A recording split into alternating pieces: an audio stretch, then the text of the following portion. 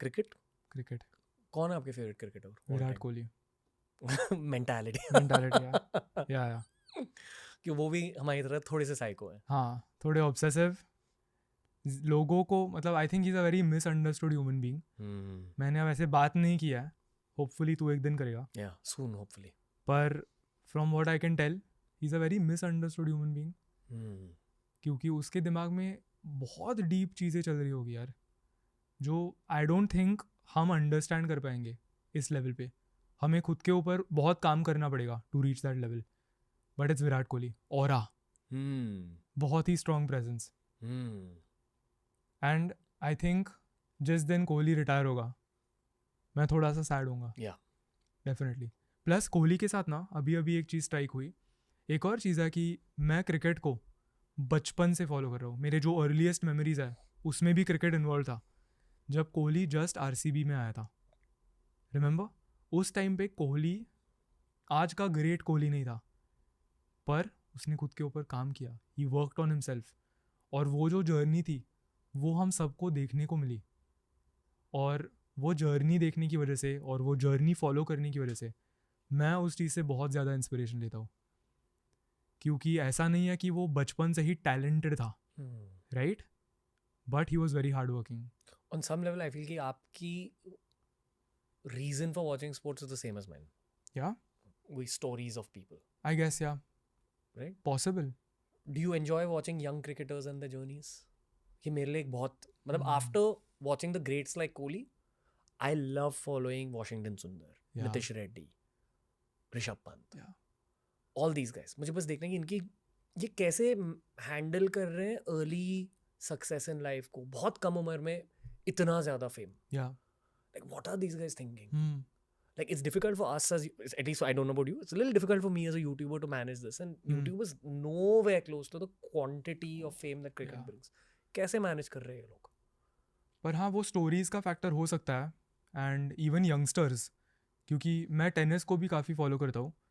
Alcaraz is a youngster. जब उसने उसके आइडल जोकोविच को पहली बार हराया, I got a little emotional. मतलब एक ऐसा बंदा जो जब एक छोटा सा बच्चा था तो टेलीविज़न के सामने अपने आइडल को टीवी पे देखता था. 20 सालों के बाद वो उस आइडल को एक 1-on-1 गेम में हरा रहा है. That is the intensity and that's crazy. Sports is amazing यार. ये मामा मेंटालिटी की बात कर रहे थे हम. देयर इज अनदर गाय जिनकी आंखों में, मैं लोगों की आंखों की वजह से क्रिकेट देखता हूँ. देयर आर टू गाइज जिनकी आंखें मैंने नोटिस की है, तिलक वर्मा एंड यशस्वी जायसवाल. जब ये दोनों बैट कर रहे हैं, इनकी आंखों को नोटिस करो. That is mamba mentality, these two guys. और ये ना, I know that they are, Yashasvi definitely अगले 10 सालों के लिए टीम के ओपनर रहेंगे, and Tilak Varma I think number 3.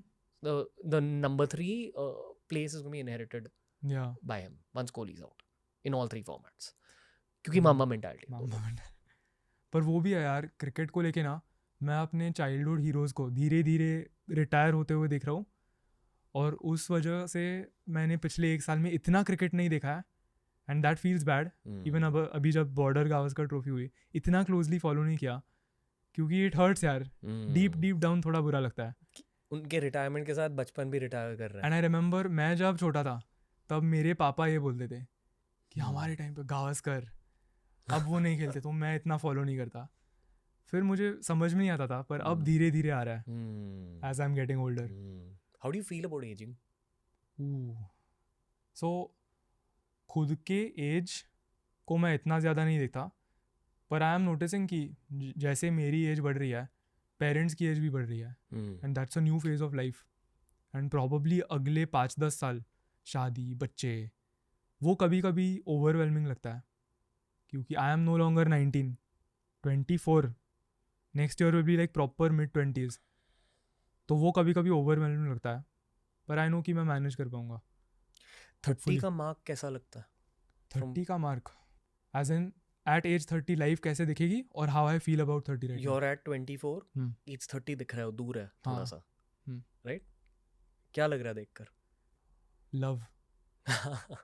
Family होगी, बच्चे होंगे, एंड मैं अभी जो भी चीज़ें कर रहा हूँ वो करते रहूँगा at a more intense level with more passion and love.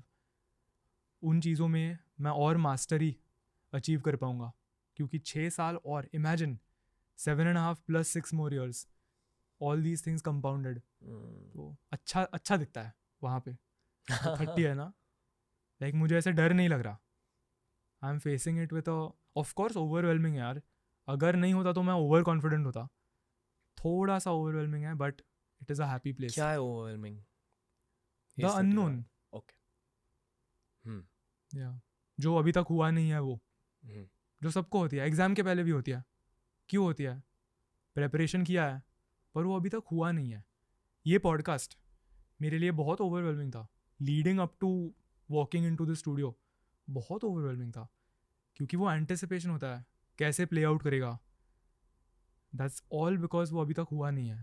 पर I don't think it's a bad thing. अब बहुत ज़्यादा सॉर्टेड आउट हो. That's what I feel once you've neared the end of the episode. बहुत बहुत ज़्यादा sorted out इंसान हो, and you're leaving me with a lot of like inspiration as well as again positive envy. Like I want to change my ball of light from anger to love. You know, शायद हो जाएगा 30s में. Maybe family life के start होने के बाद होगा. या I don't मैं know. वही बोलने वाला था. Think on some level you have to have kids and all to really switch from anger to love. Only one way to find out. वापस बात करेंगे 10 सालों के बाद, फिर ये एक्सप्लोर करेंगे. आपके साथ ना ऑनेस्टली हर साल मैं एक पॉडकास्ट कर सकता हूँ. आप एक ऐसे इंसान हो क्योंकि आप बहुत ज़्यादा ग्रोथ ओरिएंटेड हो. Will be seeing you next time, 110% sure. Oh yeah. तो दोस्तों ये थी आज की कॉन्वर्सेशन. TRS की वाइब बदल गई है, बदलते रहेगी, but I love where the show is reached. Saket भाई मेरे से 7 साल छोटे हैं, but I genuinely felt like I was talking to somewhat of an elder brother. Definitely वो शो पर लौट कर आ रहे हैं. आपसे एक रिक्वेस्ट करना चाहूँगा कि जो आपका फेवरेट पार्ट है इस पूरे पॉडकास्ट का, या आपके 2-3 फेवरेट पार्ट कमेंट सेक्शन में लिस्ट कर दीजिए. Want to help build the show even better, specially for the Gen Z audience. बहुत सारे Gen Z centric practical conversations lined up हैं आपके लिए. I enjoyed the heck out of talking to Saket Gokhale. I hope you enjoyed listening in. Mamba mentality for life. Keep getting better every day.